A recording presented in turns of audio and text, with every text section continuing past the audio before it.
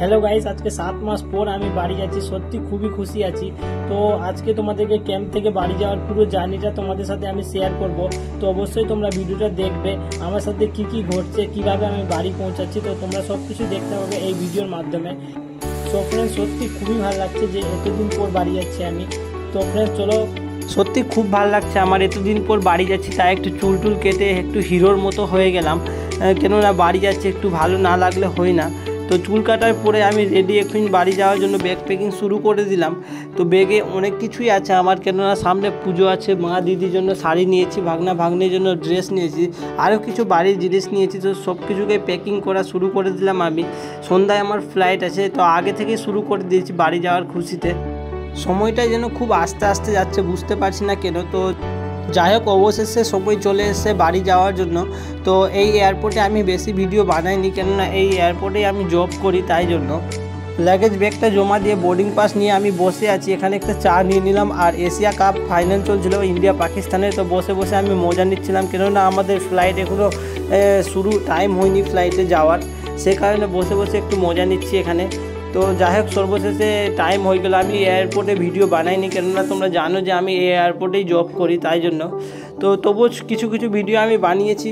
তো দেখতে পাচ্ছ এই যে আমি এখন এরো ব্রিজে আছি, যাচ্ছি ফ্লাইটের দিকে। তো সত্যি খুবই ভালো লাগছে যে এতদিন পর আমি যাচ্ছি আমার শহরের দিকে। তো এই যে ম্যাডামটা দেখতে পাচ্ছ, ক্রু ম্যাডাম, আমাকে ভিডিও বানাতে বারণ করছিল, কিন্তু আমিও এত বদমাশ যে আমি ভিডিও বানিয়েই যাচ্ছি, বারবার বারণ করছে। আমি এবার দেখছি যে ওই যখন বারণ করছে তো ওরই ভিডিও বানাই, তো ওই জন্য আমি ওরই ভিডিও বানাচ্ছি।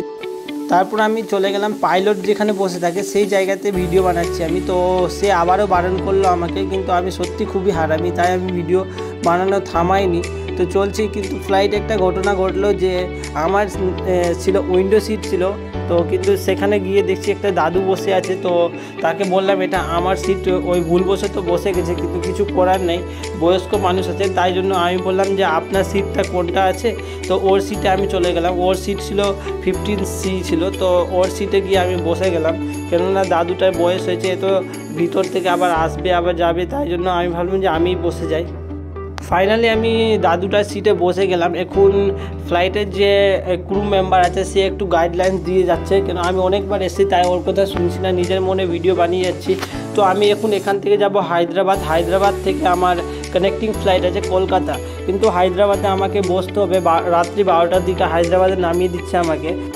আর হায়দ্রাবাদ থেকে কলকাতার আমার ফ্লাইট সকাল 6টায় আছে, সারা রাত্রি আমাকে ওখানেই থাকতে হবে।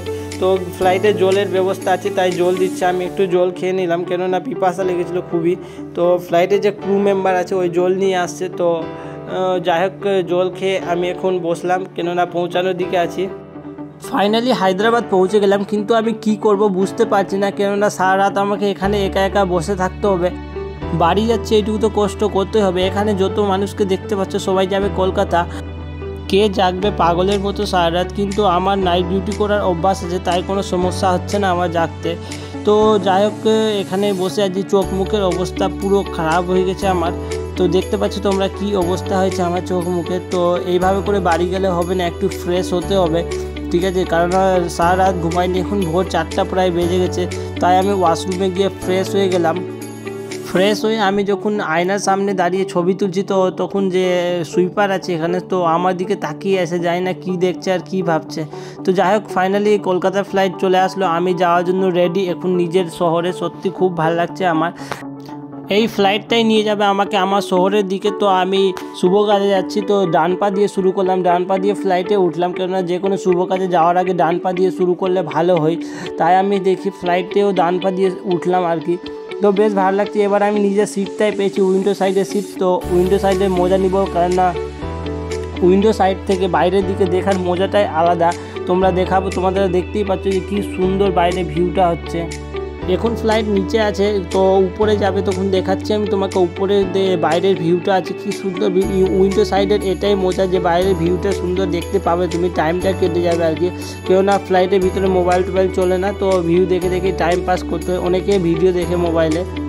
আমি পৌঁছে গেছি এখন আমার শহরে। তো তোমরা এই ব্রিজটা দেখে বুঝতেই পারছো যে এটা কোথায় আছে, কোন জায়গাতে আছে। আর উপর থেকে যে এত সুন্দর লাগছে ব্রিজটা কি বলবো। তো তোমরা বলো এই ব্রিজটার নাম কি? আমি তো জানি, তোমরা কি জানো তো বলো। কিন্তু একটা সমস্যা আছে, এখন আমার কিছুক্ষণ পরই আমার ট্রেন আছে এখান থেকে, কলকাতা জংশন থেকে। আর ফ্লাইট একটু লেট করে নামিয়েছে, তো জানি না ধরতে পারবো কিনা। আধা ঘন্টা টাইম আছে আর 10 কিলোমিটার আমাকে যেতে হবে। জানি না ট্রেনটা ধরতে পারবো কি না। যখনই আমার নেটওয়ার্ক এসেছিলো, ফ্লাইটটা নিচে এসেছিলো, তো আমি র্যাপিডো বুক করে নিয়েছি, কিন্তু আমাকে এখনও লাগেজ ব্যাগ পাইনি আমি। তো তাই লাগেজ ব্যাগের জন্য আমি দৌড়ে দৌড়ে যাচ্ছি।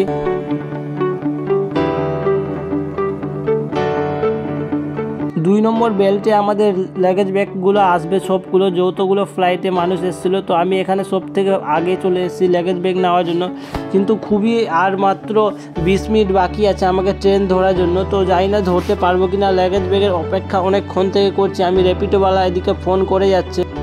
আমি দেখতে পেয়ে গেছি এই যে আমার ব্যাগটা আসছে। তো ব্যাগটা নিয়ে আমি তাড়াতাড়ি দৌড়ালাম বাইরের দিকে। বাইরে র্যাপিডোওয়ালা ওয়েট করছে। আমি তাকে বলেছিলাম যে অ্যারাইভেলের সামনে ওয়েট করবে, তো বাইরে অপেক্ষা করছে। আমি তো তাড়াতাড়ি গিয়ে র্যাপিডোতে বসে গেলাম। র্যাপিডোতে উঠে আর ভিডিও বানাইনি আমি, কেননা খুবই টেনশনে ছিলাম, সে কারণে ট্রেন ধরতে পারবো কি না। ফাইনালি আমি ট্রেনটা ধরতে পেরেছি। তো কীভাবে এত কম সময়ে ট্রেনটা ধরলাম আমি তোমাদের সাথে শেয়ার করছি। যখন আমি গাড়িতে ছিলাম, পুজোর জন্য খুবই রাস্তা জাম ছিল। তো গাড়ি থেকে নেমে আমি রাস্তাটা ক্লিয়ার করে তারপরে আমার গাড়িকে রাস্তা দিয়ে তারপরে আমি স্টেশনে পৌঁছালাম। তো স্টেশনে পৌঁছে যখন দেখছি যে ট্রেনটা ছেড়ে দিয়েছে, তো উপর থেকে জিআরপিএফওয়ালা যে ছিল, পুলিশ ছিল এখানে, তাকে বললাম যে ট্রেনটাকে থামাও। তারপরে তারা ট্রেন থামালো, তারপরে আমি ট্রেনটা পেলাম। তো যাই হোক, ভগবান পাশে ছিল তাই ট্রেনটা আমি ধরতে পেরেছি। তো ট্রেনের টাইম ছিল মালদা স্টেশনে 3টা, কিন্তু 2:30টার দিকে পৌঁছে দিয়েছিল, তাই জন্য রোদবাড়িতে দাঁড়িয়ে গেছিলো। তো আমি সেখানেই নেমে গেলাম। নেমে দেখছি একটা বন্ধু, তো সে বাইক নিয়ে এসেছিলো, তো বললো আমার সাথে বাইকে চল। তো আমি বললাম ঠিক আছে চল।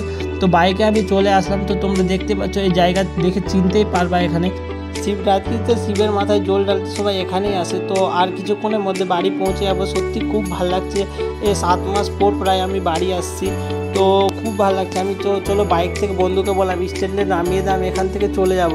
তো সেরকম আর আমি এখানে ভিডিও বানাইনি, কেননা গ্রামে একটু লজ্জা লাগছিলো ভিডিও বানাতে। তাই আমি তো ভেবেছিলাম যে সম্পূর্ণ ভিডিও বানাবো বাড়ির ভিতরে প্রবেশ করা পর্যন্ত, ফ্যামিলি রিয়াকশন। কিন্তু যেই গ্রামের ভিতরে আমি প্রবেশ করলাম, দেখছি সব মানুষগুলো যেভাবে তাকাচ্ছে, লজ্জাতে আমাকে ক্যামেরা ডাউন করে দিতে হলো। তাই জন্য আমি ভিডিও বানাতে আর পারলাম না। তো ফ্রেন্ডস, অনেক লম্বা হয়ে গেল ভিডিওটা। তো অনেকক্ষণ ধরে তোমরা ভিডিওটা ধৈর্য ধরে দেখলে, তার জন্য অসংখ্য ধন্যবাদ তোমাদের সবাইকে। তো ফ্রেন্ডস, ভিডিওটা এখানেই থাকলো আজকে। পরে অবশ্যই আমি তোমাদেরকে সম্পূর্ণ ভিডিও দেখাবো। তো জয় হিন্দ ফ্রেন্ড, জয় ভারত, বন্দে মাতরম।